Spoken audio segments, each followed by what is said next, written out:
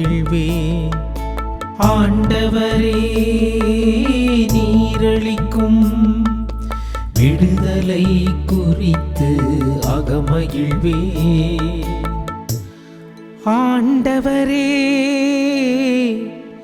என் முழு இதயத்தாலும் உம்மை புகழ்வே. வியத்தகுவும் செயல்களை எல்லாம் எடுத்துரைப்பேன். உம்மை முன்னிட்டு மகிழ்ந்து களி கூறுவே. உன்னதரே உமது பெயரை போற்றி பாடுவே.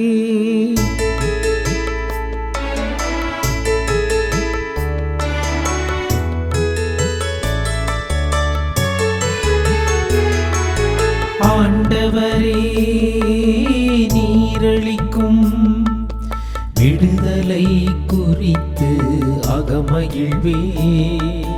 ஆண்டவரே நீரளிக்கும் விடுதலை குறித்து அகமகிழ்வே.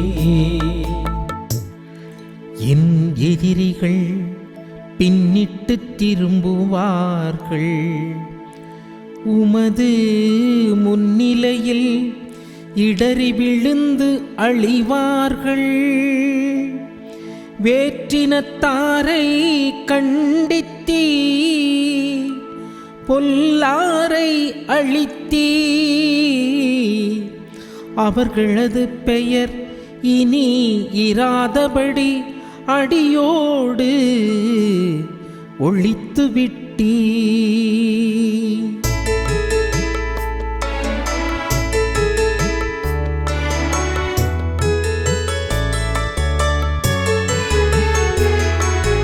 ஆண்டவரே நீரளிக்கும் விடுதலை குறித்து அகமகிழ்வே. ஆண்டவரே நீரளிக்கும் விடுதலை குறித்து அகமகிழ்வே.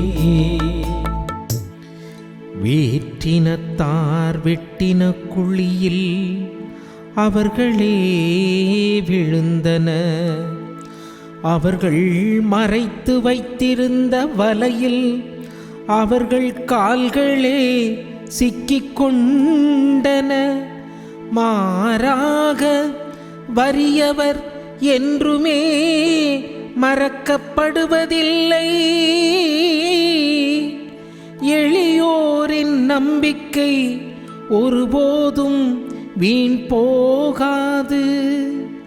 எளியோரின் நம்பிக்கை ஒருபோதும் வீண் போகாது.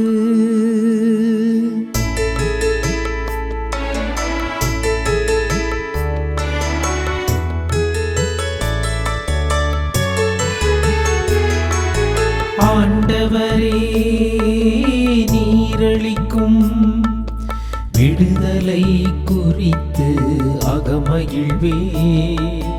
ஆண்டவரே நீரளிக்கும் விடுதலை குறித்து அகமகிழ்வே. கிறிஸ்துவில் பிரியமான அன்பு சகோதர சகோதரிகளே, இன்று நாம் தியானிக்க இருக்கிற திருப்பாடல் எண் 9. இந்த 9ஆம் அதிகாரத்தை வாசிக்கிற போது பிரியமானவர்களே, இது ஒரு தொடர்பின் திருப்பாடலாக இருக்கிறது. 7ஆம் அதிகாரத்திலும் பார்க்கலாம், 8ஆம் அதிகாரம், 9ஆம் அதிகாரம், 10ஆம் அதிகாரம், இந்த 4 அதிகாரங்களையும் உள்ளடக்கிய ஒரு பகுதியாகத்தான் இருக்கிறது. இந்த திருப்பாடலுடைய தலைப்பை பார்க்கிறோம், நீதியின் கடவுளை புகழ்ச்சி செய்தல் என்பதை தான் இந்த திருப்பாடலின் தலைப்பாக இருக்கிறது. காரணம் என்ன? இதோ இந்த திருப்பாடலை ஒரு நீதியின் அரசராக கடவுளை பார்க்கிறார்கள் என்றால் எதிரியை ஆண்டவர் விரட்டியிருக்கின்றார், எதிரிடமிருந்து எங்களுக்கு விடுதலை தந்திருக்கிறார் என்று சொல்லி திருப்பாடலின் ஆசிரியர் ஒரு பாடலாக பாடுகிறார். இந்த திருப்பாடலை 3 பகுதிகளாக நாம் பிரிக்கலாம்.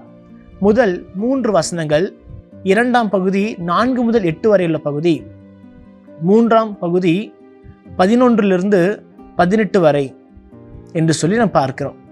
ஆக முதல் பகுதியிலே பாருங்கள், ஒரு புகழ்ச்சியை எழுப்புகின்ற ஒரு பகுதியாக இருக்கிறது.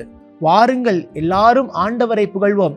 ஆண்டவரே, என் முழு இதயத்தாலும் உம்மை புகழ்வேன். நீர் செய்த வியத்தகு செயல்களை எல்லாவற்றையும் நான் எடுத்துரைப்பேன். உன்னதரே, உமது பெயரை நான் போற்றி பாடுவேன். நீரே உண்மையானவர் என்பதை நான் பிறருக்கு எடுத்துரைப்பேன் என்று சொல்லி, இதோ துவக்கத்திலே திருப்பாடல் ஒரு நேர்மறையாக ஆரம்பிக்கின்றன. எதற்காக திருப்பாடல் ஆசிரியர் கடவுளை புகழ்கிறார்? 3ஆம் வசனத்திலிருந்து 8ஆம் வசனம் வரை நாம் பார்க்கலாம். இதோ எதிரிகள் அவரை துரத்துகின்றார்கள். தாவீது அரசரை எதிரிகள் துரத்துகின்றார்கள். பொல்லார் அவரை விரட்டி வருகின்றார்கள். வேற்றின மக்கள் அனைவரும் இவரை நசுக்கின்றார்கள். எனவே ஆண்டவர் தான் நீதியான அரசர், ஆண்டவர் தான் நீதியுள்ளவர், நேர்மையான விதத்திலே அவர் தீர்ப்பு கொடுப்பார் என்று சொல்லி இதோ ஆண்டவரிடத்திலே இதோ இந்த மக்களுக்காக அவர் ஜெபம் செய்கிறார்.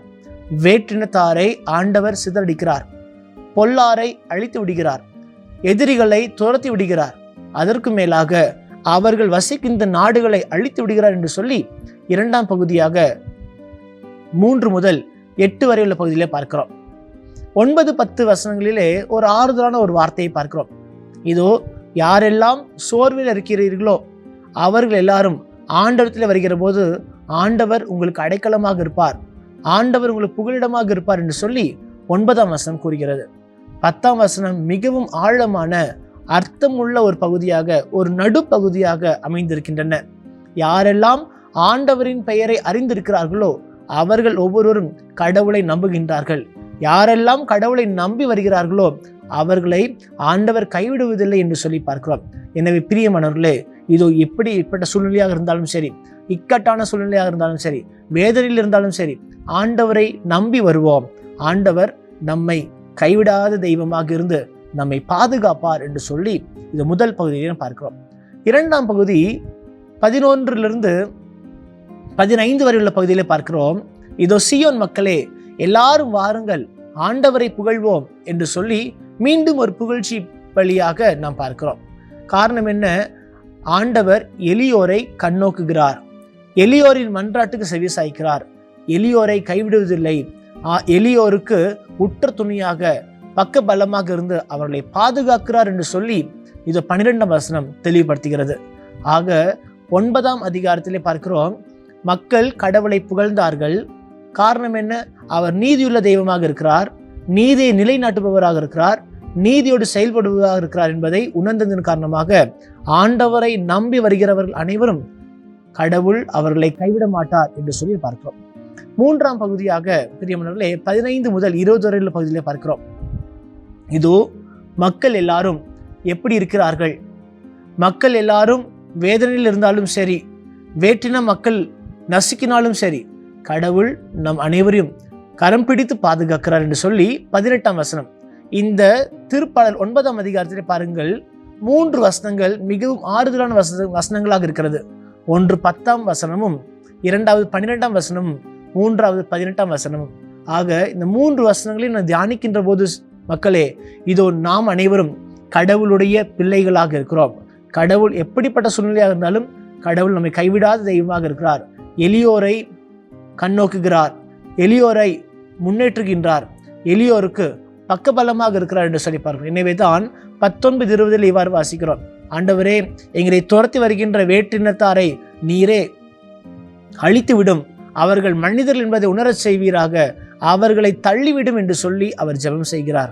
ஆக திருப்பாடல் 9ஆம் அதிகாரம் சுருக்கமாக சொல்லுகிற போது பிரியமானவர்களே, கடவுளை புகழ்கிறார்கள். கடவுளை புகழ்கிற போது அவர் நீதியின் தெய்வம் என்பதை அறிந்து கொள்கிறார்கள். கடவுள் நமக்கு ஆறுதலாக இருக்கிறார், கைவிடாத தெய்வமாக இருக்கிறார், நம்மோடு இருக்கிறார், நம்மை வழிநடத்துகிறார் என்பதை உணர்ந்து ஆண்டவரே எங்களோடு துணையாக இருப்பீராக என்று சொல்லி நாம் ஜெபம் செய்வோம். மன்றாடுவோமாக. தாயும் தந்தையுமான இறைவா, இந்த நேரத்திற்காக நன்றி ஆண்டவரே. ஒவ்வொரு நாளும் நீர் எங்களை கரம் பிடித்து பாதுகாப்பதற்காக நன்றி செலுத்துகிறோம். குறிப்பாக இந்த நாளிலே ஆண்டவரே, நீர் நீதியின் தெய்வனாக இருக்கிறீர். நீதியான விதத்திலே வழக்குகளை தெளிவுபடுத்துவீர், எங்கள் விடுதலை கொடுப்பீர் என்பதை அறிந்திருக்கின்றோம்.